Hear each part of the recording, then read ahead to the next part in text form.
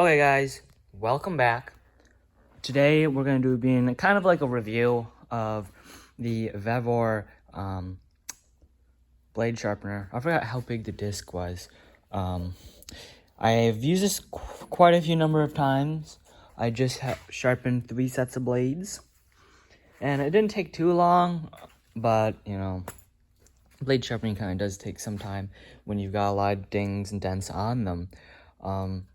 This is what I run, so got this. I think it's only not 1/3 of a horsepower, or maybe 2/3 of a horsepower. But I used this fan, this ginormous fan, and it just blows all the sparks up, and it's super nice. This is set up at a 30 degree. I know it comes with another different one, but I don't have that with me right now. I think it's like a 40 some. Might be a 20 or a 40 or something like that. But I have the 30 degree on there now. The only problem I see with this thing here is if you have, so these are the Ballard high lifts. And so on the Ballard high lifts, if you notice here, so it's got an inch, I think it's 1.5 or 1.75 high lift on it compared to, like, this is a 1/2 inch or something like that standard lift from Toro, which it does fine with the Toro blades. But you can see right there how it's a little bit more. So what happens is the belt, or not the belt, the grinding wheel almost hits this up here since it's bigger. And then on the Ballard blade, it's got a curved in tip, which see it gets some of that just leftover steel from the blade. But let me show you. So when you've got it in the little carriage, right here, like, it's not too bad right now, but eventually once you get down farther into the blade, it's gonna start, you know, hitting in there. The other thing I see with this bolt sand grinder is that it's really close here. As you can see, I've like gotten that a couple times because I have different blades, and then they just I got a set of Oregons that rub against down there. So I just feel like this is a little too low, but look at that. Perfect.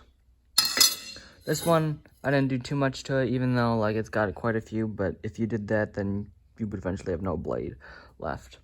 But dude, it just does a great job doing these blades. The one other issue I had is, so I just swapped out the belt sander. But it's actually a piece of, basically is a sheet of grit with sticky back on it that goes on here. But it was on this side originally, but I swapped it because you see it's kind of coming apart. And I had another one, but I decided, oh, let me switch the wheel. So I was going to rotate the wheel, you know, and flip it, which I did, but it's actually a lot harder than you actually think. So you take this cover off, and then they made it so there's a hole underneath. Let me show you. They put a hole underneath, oops, right here, but you can't get the disc out without unbolting the motor, which is also a pain because this thing kind of is heavy. So you got to unbolt the motor just to take off the wheel. Otherwise, you can't take the wheel off. But you can if you want, you know, if you have extra ones of these. I know this thing goes for like $250 on Vevor or Amazon. I'll leave links to this product. But I ended up paying $150 for this one, and I'm not sure if it's worth the $150 actually. Like, it does a great job, but then I had to all my blades burn at 30 degrees, so I had to reset all my blades to 30 degrees, and then I don't think you get as much life out of the blades with this. You know, I'm hoping to get quite a bit. Like, sure, maybe these blades are almost done, but I don't know. I would like to get more out of those, and I know I can, but, you know, maybe the old angle grinder would work long term too.